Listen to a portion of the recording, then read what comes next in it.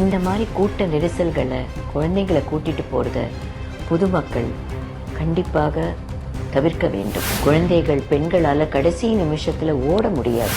அவர்கள் என்ன தப்பு செஞ்சாங்க, அவங்களுக்கு இதை பத்தி என்ன தெரியும்? சந்தோஷத்தோட மகிழ்ச்சியோட அங்க வந்திருப்பாங்க. ஆனா இன்னைக்கு அவங்க இல்லைன்னு நம்ம நினைக்கும் போது நம்ம மனசு எவ்வளவு பதறுகிறது. கரூரில் நடந்த விபத்தை நினைத்து இதுவரைக்கும் எனக்கு மனசு பதறிக்கொண்டிருக்கிறது. குழந்தைகள் அன்றாடம் நான் சந்தித்து மகிழும் தெய்வங்கள்.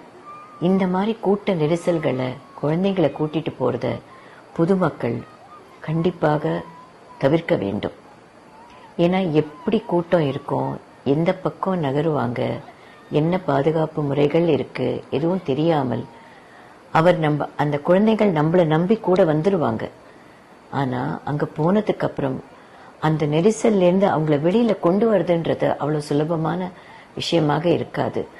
ஏன்னா அந்த நிமிடம் நம்ம கண்ட்ரோல்ல இருக்காது.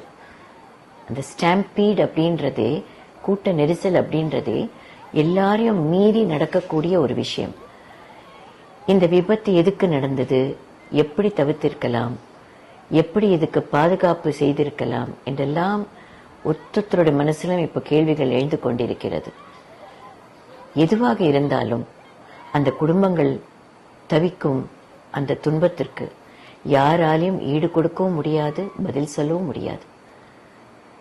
ஒரு குடும்பத்துல அது தந்தையாவோ பிரதராவோ சிஸ்டராகவோ யாராக இருந்தாலும் அவங்கள நம்மளால ரீப்ளேஸ் பண்ணவோ அவங்கள கொடுக்கறது நம்ம சக்திக்குள்ள இல்லை.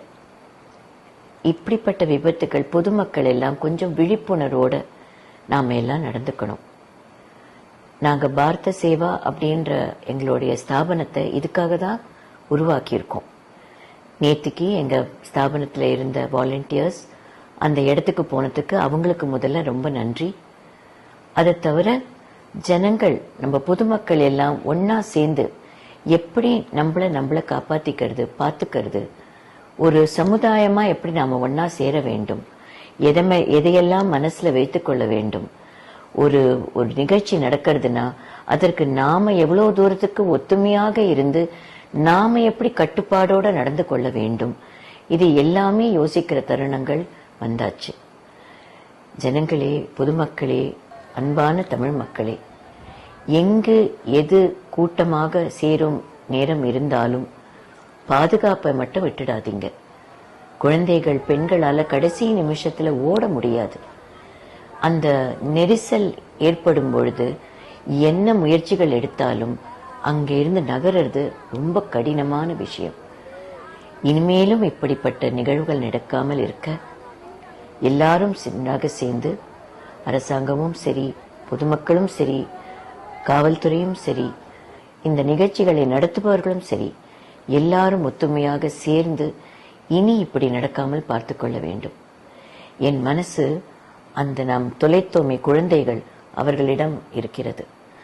அவர்கள் என்ன தப்பு செஞ்சாங்க, அவங்களுக்கு இதை பத்தி என்ன தெரியும், இந்த நிகழ்ச்சி பத்தி என்ன தெரியும், என்ன நடக்க போறதுன்னு என்ன தெரியும்? அவங்க கூப்பிட்டுட்டு போன அந்த சந்தோஷத்தோட மகிழ்ச்சியோட அங்க வந்திருப்பாங்க. ஆனா இன்னைக்கு அவங்க இல்லைன்னு நம்ம நினைக்கும் போது நம்ம மனசு எவ்வளவு பதறுகிறது.